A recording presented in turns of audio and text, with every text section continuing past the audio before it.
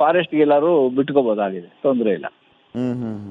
Okay okay air hostess ಮೇಲೆ opinion ಮೇಲೆ decide ಆಗುತ್ತೆ. Okay, thank you Nagaraj sir, republic Kannada ಜೊತೆ ಮಾತಾಡಿದ್ದಕ್ಕೆ. ಶಿವನಸಮುದ್ರ ಬಳಿ ಅರಣ್ಯ ಪ್ರದೇಶಕ್ಕೆ ಆನೆ ಶಿಫ್ಟ್ ಆಗಿರೋದು, ವೈದ್ಯರಿಂದ ಆನೆಯ ಆರೋಗ್ಯ ತಪಾಸಣೆ ನಡೆದಿರೋದು. ಆನೆ ಆರೋಗ್ಯವಾಗಿದ್ದರೆ ಅರಣ್ಯಕ್ಕೆ ಬಿಡೋದಕ್ಕೆ ನಿರ್ಧಾರ ಮಾಡಿದ್ದಾರೆ. ಈಗಷ್ಟೇ ನಮ್ಮ ಜೊತೆಗೆ ಡಾಕ್ಟರ್ ನಾಗರಾಜ್ ಮಾತಾಡ್ತಾ ಇದ್ದಾಗಲೂ ಅದನ್ನೇ ಹೇಳಿದರು. ಎಚ್ಚರ ಬಂದ ತಕ್ಷಣ ಅದರ ಬಿಹೇವಿಯರ್ ನೋಡ್ತಾರೆ, ಎಲ್ಲ ಓಕೆ ಅಂತಂದ್ರೆ ಆನೆಯನ್ನ ಮತ್ತೆ ಕಾಡಿಗೆ ಬಿಡ್ತಾರೆ, ಇಲ್ಲ ಅಂತಂದ್ರೆ ಸ್ವಲ್ಪ ದಿನ ಆರೈಕೆ ಮಾಡುವಂತ ಕೆಲಸ ಕೂಡ ಆಗುತ್ತೆ ಅಂತ ಹೇಳಿ. ಸೊ ಆ ಪ್ರಕಾರವಾಗಿ ಈಗ ವೈದ್ಯರು ನಿಗಾ ವಹಿಸುವಂತ ಕೆಲಸವನ್ನ ಮಾಡ್ತಾ ಇದ್ದಾರೆ.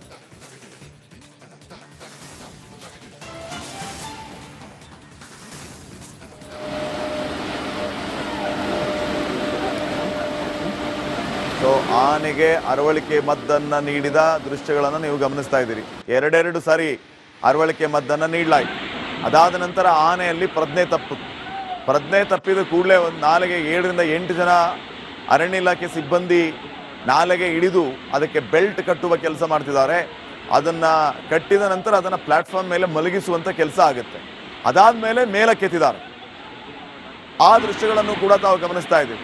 100ಕ್ಕೂ ಹೆಚ್ಚು ಅಡಿ ಇರುವಂತಹ ನಾಲೆಯಿಂದ ಆನೆಯನ್ನ ಕ್ರೇನ್ ಮೂಲಕ ಮೇಲಕ್ಕೆತ್ತುವಂತ ದೃಶ್ಯಗಳನ್ನು ನೀವು ಗಮನಿಸ್ತಾ ಇದ್ರಿ. ಅದಾದ್ಮೇಲೆ ಲಾರಿಯಲ್ಲಿ ಆ ಮರಿ ಆನೆಯನ್ನ ಶಿಫ್ಟ್ ಮಾಡ್ತಾ ಇರೋಂಥ ದೃಶ್ಯಗಳನ್ನು ಕೂಡ ನೀವು ನೋಡ್ತಾ ಇದ್ದೀರಿ. ಸೊ ಈ ರೀತಿ ಕಾರ್ಯಾಚರಣೆ ನಡೆದಿದೆ. ಶಿವನಸಮುದ್ರ ಬಳಿ ನಾಲೆಗೆ ಬಿದ್ದಿದ್ದಂತಹ ಮರಿ ಆನೆಯನ್ನ ಯಶಸ್ವಿಯಾಗಿ ಅರಣ್ಯ ಸಿಬ್ಬಂದಿ ಮೇಲಕ್ಕೆತ್ತಿದ್ದಾರೆ. ಈಗ ಆ ಮೇಲಕ್ಕೆತ್ತಿರುವ ಆನೆಯನ್ನ ಬೇರೆ ಕಡೆ ಶಿಫ್ಟ್ ಮಾಡ್ತಾ ಇದ್ದಾರೆ. ಆನೆ ಪ್ರದೇಶಕ್ಕೆ ಕೊಂಡೊಯ್ದಿದ್ದಾರೆ, ಅಲ್ಲಿ ನಿಗಾ ವಹಿಸ್ತಾ ಇದ್ದಾರೆ. ಎಚ್ಚರ ಬಂದ ತಕ್ಷಣ ಅದರ ಬಿಹೇವಿಯರ್ ಅನ್ನ ಚೆಕ್ ಮಾಡ್ತಾರೆ. ಅದು ಎಲ್ಲ ರೀತಿಯಿಂದಲೂ ಕೂಡ ಓಕೆ ಆಗಿತ್ತು ಅಂತಂದ್ರೆ ಅದನ್ನ ಕಾಡಿಗೆ ಬಿಡುವಂತ ಕೆಲಸ ಆಗುತ್ತೆ, ಇಲ್ಲ ಅಂತಂದ್ರೆ ಆರೈಕೆ ಅಂಡರ್ ಟ್ರೀಟ್ಮೆಂಟ್ ಆ ಆನೆಯನ್ನ ಇಡ್ತಾರೆ.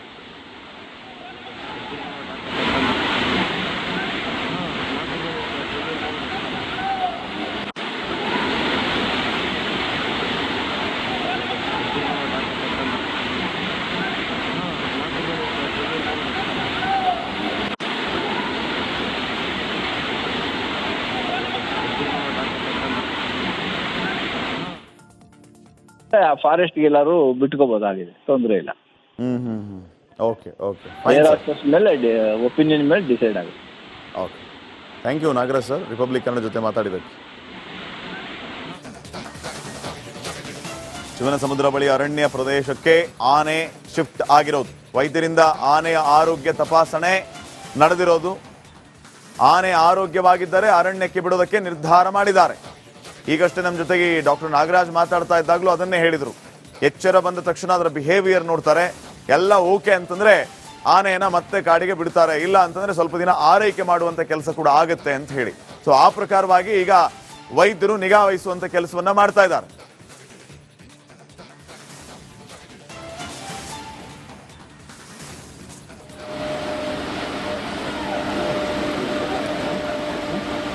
ಸೊ ಆನೆಗೆ ಅರವಳಿಕೆ ಮದ್ದನ್ನ ನೀಡಿದ ದೃಶ್ಯಗಳನ್ನು ನೀವು ಗಮನಿಸ್ತಾ ಇದ್ದೀರಿ. ಎರಡೆರಡು ಸಾರಿ ಅರವಳಿಕೆ ಮದ್ದನ್ನ ನೀಡಲಾಯಿತು. ಅದಾದ ನಂತರ ಆನೆಯಲ್ಲಿ ಪ್ರಜ್ಞೆ ತಪ್ಪಿದ ಕೂಡಲೇ ಒಂದು ನಾಲೆಗೆ 7 ರಿಂದ 8 ಜನ ಅರಣ್ಯ ಇಲಾಖೆ ಸಿಬ್ಬಂದಿ ನಾಲೆಗೆ ಹಿಡಿದು ಅದಕ್ಕೆ ಬೆಲ್ಟ್ ಕಟ್ಟುವ ಕೆಲಸ ಮಾಡ್ತಿದ್ದಾರೆ. ಅದನ್ನ ಕಟ್ಟಿದ ನಂತರ ಅದನ್ನ ಪ್ಲಾಟ್ಫಾರ್ಮ್ ಮೇಲೆ ಮಲಗಿಸುವಂತ ಕೆಲಸ ಆಗುತ್ತೆ. ಅದಾದ್ಮೇಲೆ ಮೇಲಕ್ಕೆತ್ತಿದ್ದಾರೆ. ಆ ದೃಶ್ಯಗಳನ್ನು ಕೂಡ ತಾವು ಗಮನಿಸ್ತಾ ಇದ್ದೀವಿ. 100ಕ್ಕೂ ಹೆಚ್ಚು ಅಡಿ ಇರುವಂತಹ ನಾಲೆಯಿಂದ ಆನೆಯನ್ನ ಕ್ರೇನ್ ಮೂಲಕ ಮೇಲಕ್ಕೆತ್ತುವಂತ ದೃಶ್ಯಗಳನ್ನು ನೀವು ಗಮನಿಸ್ತಾ ಇದ್ರಿ. ಅದಾದ್ಮೇಲೆ ಲಾರಿಯಲ್ಲಿ ಆ ಮರಿ ಆನೆಯನ್ನ ಶಿಫ್ಟ್ ಮಾಡ್ತಾ ಇರೋಂಥ ದೃಶ್ಯಗಳನ್ನು ಕೂಡ ನೀವು ನೋಡ್ತಾ ಇದ್ದೀರಿ. ಸೊ ಈ ರೀತಿ ಕಾರ್ಯಾಚರಣೆ ನಡೆದಿದೆ. ಶಿವನಸಮುದ್ರ ಬಳಿ ನಾಲೆಗೆ ಬಿದ್ದಿದ್ದಂತಹ ಮರಿ ಆನೆಯನ್ನ ಯಶಸ್ವಿಯಾಗಿ ಅರಣ್ಯ ಸಿಬ್ಬಂದಿ ಮೇಲಕ್ಕೆತ್ತಿದ್ದಾರೆ.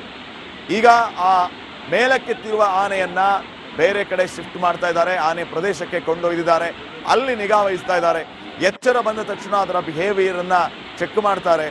ಅದು ಎಲ್ಲ ರೀತಿಯಿಂದಲೂ ಕೂಡ ಓಕೆ ಆಗಿತ್ತು ಅಂತಂದ್ರೆ ಅದನ್ನ ಕಾಡಿಗೆ ಬಿಡುವಂತ ಕೆಲಸ ಆಗುತ್ತೆ, ಇಲ್ಲ ಅಂತಂದ್ರೆ ಆರೈಕೆ ಅಂಡರ್ ಟ್ರೀಟ್ಮೆಂಟ್ ಆ ಆನೆಯನ್ನ ಇಡ್ತಾರೆ.